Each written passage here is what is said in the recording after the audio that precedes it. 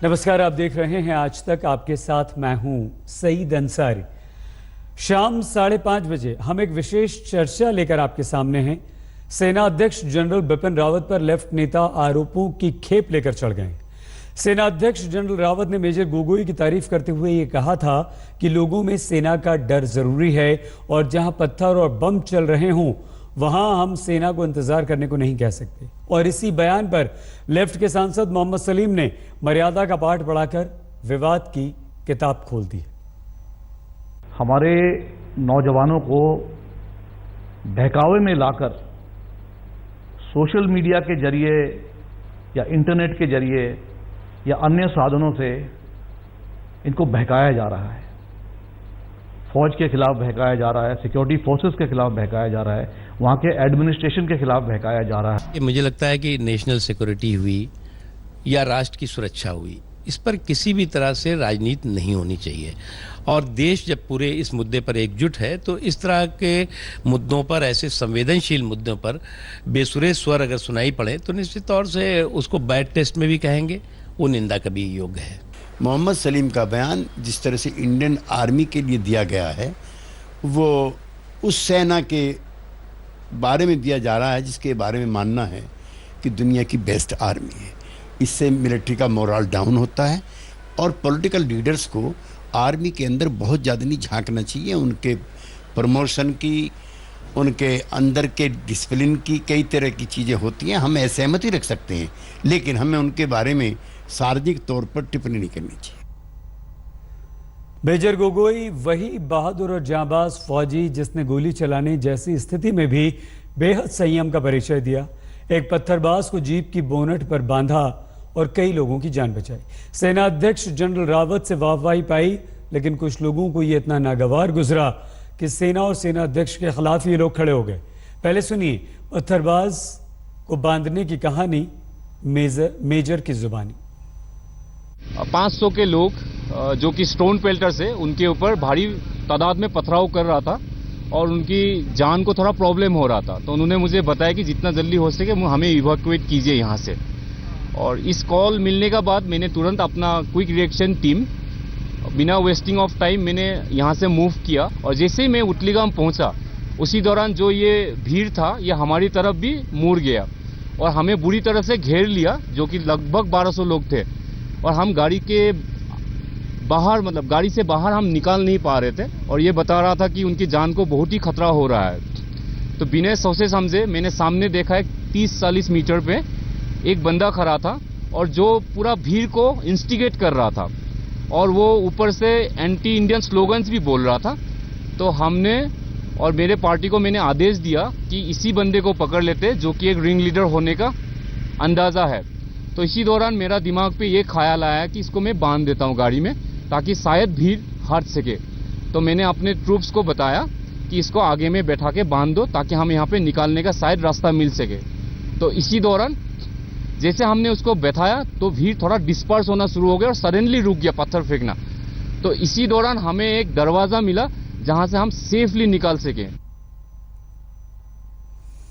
और हमारे साथ इस वक्त कई सारे मेहमान हैं, क्योंकि सवाल अब ये खड़ा हो रहा है कि क्या इस तरह का बयान जो कि मोहम्मद सलीम ने दिया है सेना अध्यक्ष के खिलाफ वो जायज़ है या ऐसा बयान दिया जाना चाहिए। हमारे साथ डॉक्टर फुआद हलीम हैं जो कि सीपीआई के लीडर हैं और major general retired GD Bakshi ji हैं। जनरल बख्शी, बहुत धन्यवाद आपका। डॉक्टर फुआद, क्या आपको नहीं लगता कि इस तरह का बयान सेना के मोराल को डाउन करता है?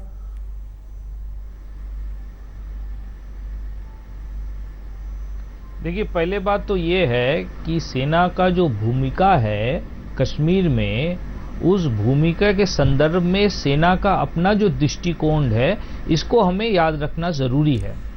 हमेशा से सेना के प्रवक्ता ये डॉक्टर फुआद, क्या आपके नेता, आपके साथी मोहम्मद सलीम, अपना बयान नहीं, आप बात दूसरी कर रहे हैं डॉक्टर साहब। डॉक्टर साहब, आप बात, हम सवाल कुछ पूछ रहे हैं, आप जवाब कुछ दे रहे हैं। मैं आपसे अनुरोध है, मैं आ रहा हूं उनको। डॉक्टर साहब, ये बताइए कि क्या हमारी सेना के प्रमुख के बारे में इस तरह का बयान दिया जाना चाहिए?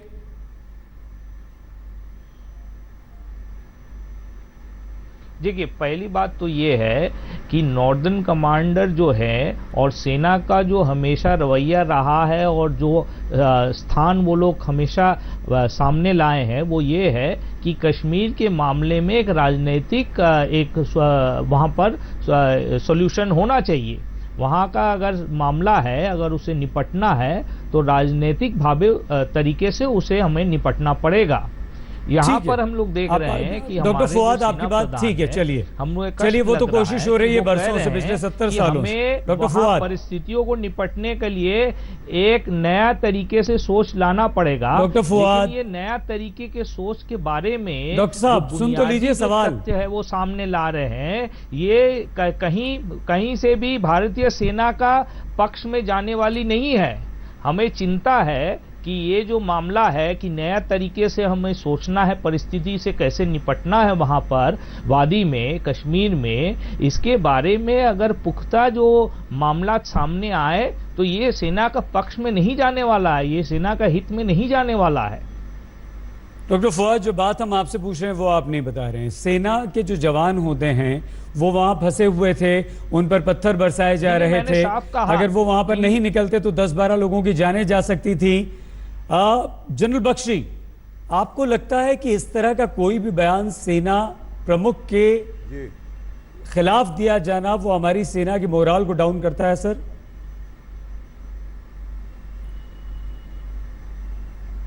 देखिए, अगर आप सेना के प्रमुख की काबिलियत के ऊपर टिप्पणी करना चाहते हैं तो अनिवार्य है कि आपको कुछ सेना के बारे में सिर पैर पता होना चाहिए, आपको कोई मिलिट्री एक्सपीरियंस होना चाहिए कि आप हमारे सीधे आर्मी चीफ के ऊपर टिप्पणी कर रहे हैं। आप किसी चेन के अंदर कोई जो छोटा ओहदेदार है उसकी बात नहीं कर रहे, आप सीधे सीधे आर्मी चीफ पे निशाना साध रहे हैं और कह रहे हैं कि आपको उसकी काबिलियत पे शक है।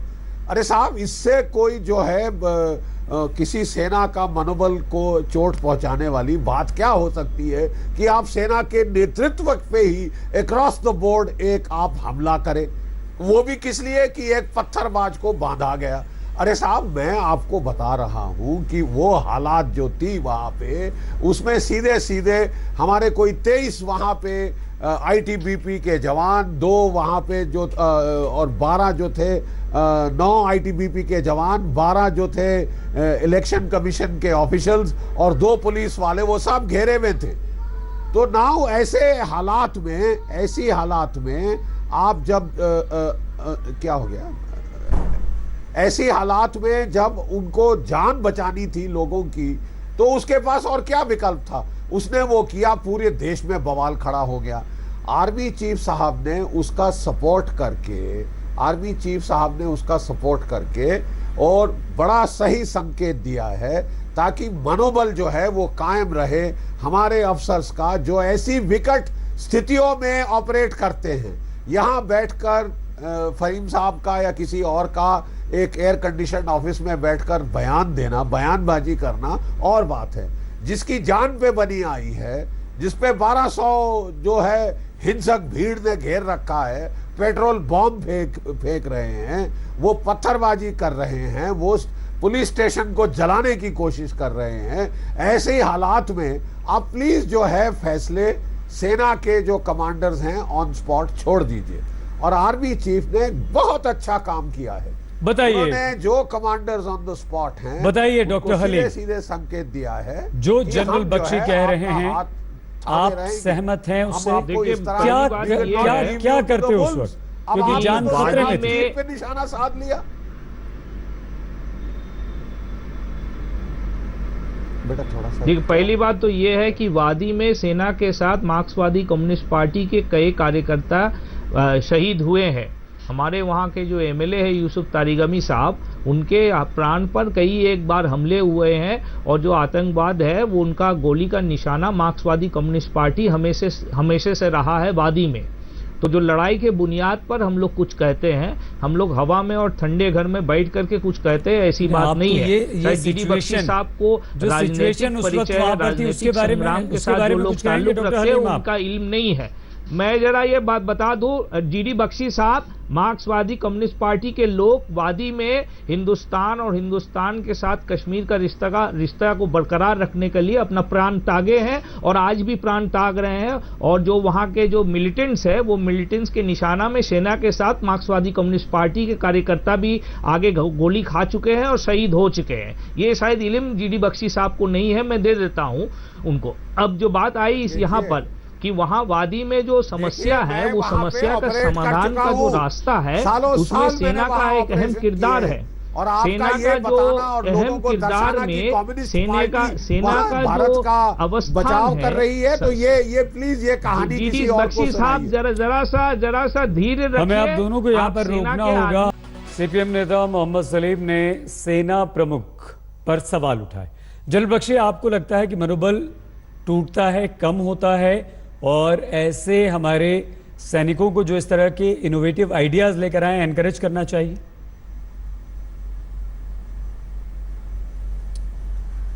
देखिए, बिल्कुल